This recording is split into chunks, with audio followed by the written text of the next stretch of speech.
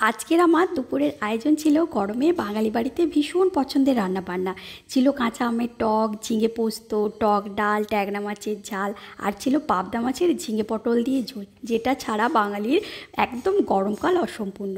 আজকে দুপুর কিন্তু একদম জমজমাটি। আর এই গরমে বাঙালি বাড়িতে যে রান্নাগুলো না হলেই নয়, সেই রান্নাগুলোই কিন্তু আজকে করেছি।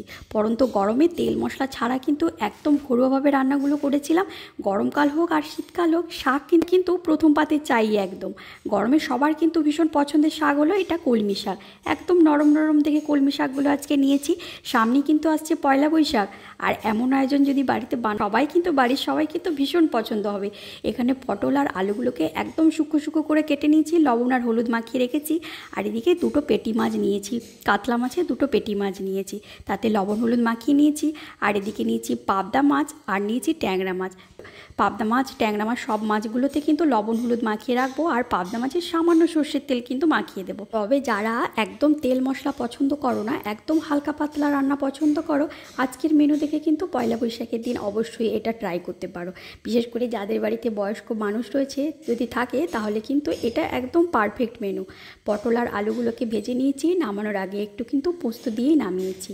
তো এবারে মাছগুলোকে কিন্তু ভেজে নেব। আর এই মাছের পেটি মাছের কিন্তু আম দিয়ে টক এই গরমের সময় ভীষণ পছন্দ। আর আমাদের বাড়ির তো সবার ভীষণ পছন্দ আম, কিন্তু গরমের সময় আমাদের সকাল বিকেল সন্ধ্যে সব সময় চাই। যেহেতু পেটি মাছের টক রান্না করব, তাই মাছগুলোকে কিন্তু খুব একটা বেশি ভাজা করিনি, একদম হালকা হালকা করে ভেজেছি। আর এদিকে কিন্তু ট্যাংরা মাছগুলোকে ভাজতে দিয়েছি। আর আমি যদি বলি গরমের জন্য একদম বেস্ট মাছ, সেটা হলো কিন্তু পাবদা মাছ।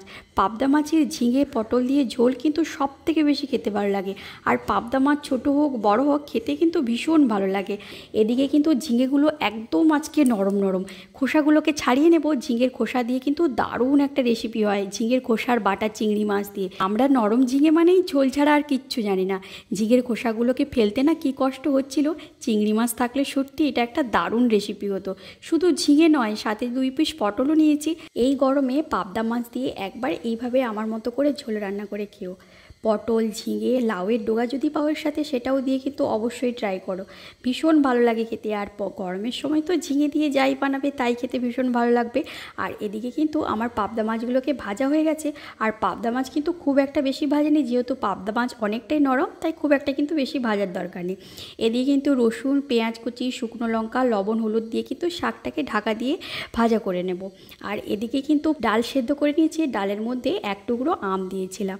আমাদের বাড়ির হিয়া টক ডাল খেতে এত ভীষণ পছন্দ করে, আর তাই জন্য টক ডালটা কিন্তু আমাকে প্রতিদিন এই গরমে বানাতেই হয়। আর সত্যি টক ডাল খেতে ভীষণ ভালো লাগে। 5 ফোড়ন, পেঁয়াজ, তেজপাতা, শুকনো লঙ্কা দিয়ে কিন্তু ডালটাকে ছোঁক দিয়ে দেবো। টক ডাল খেতে সত্যি গরমে সবাই, বাচ্চা থেকে বুড়ো সবারই কিন্তু ভীষণ খেতে পছন্দ লাগে। আর গরমে রান্নাঘরে দাঁড়াতে সত্যি ইচ্ছে না হলেও আজকে রান্নাগুলো কিন্তু একদম চটজলদি হয়ে গেছে। আর এই গরমে কিন্তু হালকা পাতলা রান্নাই খেতে ভীষণই পছন্দ করে। এই আমার 2 ঘন্টা মতো লেগেছে রান্নাগুলো করতে। এই গরমে কিন্তু সবাই হালকা পাতলা রান্না খেতে ভীষণ পছন্দ করে, তো সেই রকমই একটা মাছের হালকা পাতলা রান্নাই কিন্তু আজকে করছি। তো কড়াইতে দিয়েছি কালো জিরে, পেঁয়াজ কুচি, কাঁচা লঙ্কা চেরা। হালকা হালকা পেঁয়াজটা ব্রাউন কালার হয়ে এলে কিন্তু একটা গোটা টমেটো কাটা দিয়েছি। তো এবার জিরে ধনে বাটা জল দিয়ে কিন্তু লবণ আর হলুদ দিয়ে কিন্তু ফুটতে দেবো। তো ট্যাংরা মাছগুলোকে কিন্তু তারপর দিয়ে কিন্তু ঢাকা দিয়ে সেদ্ধ হতে দেবো।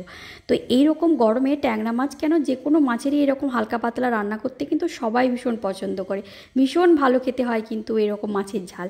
তো এদিকে আমাদের বাড়ির সবার একটা ডিমান্ডিং রান্না হলো এই আম দিয়ে যে কোনো মাছেরই টক। কড়াইতে দিয়েছি 5 ফোড়ন, দিয়েছি লঙ্কার গুঁড়ো, হলুদ গুঁড়ো, সর্ষে বাটা সমেত জল দিয়ে কিন্তু পরিমাণ মতো লবণ দিয়ে এবার জলটা ফুটে এলে কিন্তু একটা গোটা কাঁচা আম কিন্তু দিয়েছি। তো আমটা কিন্তু আমরা একদম 4 টুকরো করেই দিয়েছি গোটা আম। এর আম দিয়ে টক যদি তোমাদের খেতে ভালো লাগে, একবার হলে কিন্তু অবশ্যই ট্রাই করো। তো সব কিছু রান্না আজকে আমার কমপ্লিট হয়ে গেছে। ট্যাংরা মাছের ঝালটা নামানোর আগে একটু সর্ষের তেল দিয়ে নামিয়েছি। আর তোমরা যদি এরকম কালারিং টক রান্না করতে চাও, তাহলে কিন্তু অবশ্যই লঙ্কার গুঁড়ো কিন্তু ফোড়নের সময় ইউজ করো, অবশ্যই টকের কালার এরকম সুন্দর হবে। ঝিঙেগুলোকে কিন্তু পোস্তর জন্য কাটছি, একদম টুকরো টুকরো করেই কাটছি। আর বাঙালি বাড়িতে গরমকাল মানেই ঝিঙে আলু দিয়ে পোস্ত হবে না, তা কিন্তু একদমই হয় না। তো বাঙালি বাড়িতে গরমকালে ঝিঙে আলু দিয়ে পোস্ত হবেই হবে। ঝিঙে আর পটল দিয়ে পাবদা মাছের ঝোলটা কিন্তু আজকে একটু অন্যরকমভাবে বানাচ্ছি, আর ভীষণ লাইটভাবে বানাচ্ছি। এটা কিন্তু ভীষণ ভালো খেতে হয়। অবশ্যই অবশ্যই কিন্তু বাড়িতে ট্রাই করো। আর ভীষণ লাইটভাবেই কিন্তু বানাচ্ছি। 5 ফোড়ন দিয়েছি পটল আর ঝিঙেগুলো হালকা হালকা ভেজে এলে কিন্তু ওর ওপর থেকে গ্রেট করা পেঁয়াজ আর আদাটাকে দিয়ে কাঁচা লঙ্কা চেরা দিয়ে কিন্তু হলুদ আর সামান্য লবণ দিয়ে এবার কিন্তু ভালো করে ঝিঙেটাকে ভেজে নেব। ভাজা হলে কিন্তু ওর ওপর থেকে পাবদা মাছ দিয়ে জিরে ধনে বাটা জল দিয়ে কিন্তু ঢাকা দিয়ে দেবো। ভীষণ ভালো খেতে হয় গরমের সময় কিন্তু পাবদা মাছ কেন যে কোনো মাছের কিন্তু এইভাবে অবশ্যই ট্রাই করো। আর পাবদা মাছ দিলে কিন্তু ভীষণ ভালো খেতে হয়। এবার এদিকে কিন্তু ঝিঙে আলু পোস্তটাকে রেডি করছি। তার জন্য পোস্তটা কিন্তু আগে থেকেই ভেজানো ছিল, সাথে একটু কিন্তু কালো সর্ষে দিয়েছি। এর সাথে কিন্তু নারকেলও অ্যাড করতে পারো, ভীষণ ভালো খেতে হয় আর ভীষণ টেস্টি হয় কিন্তু।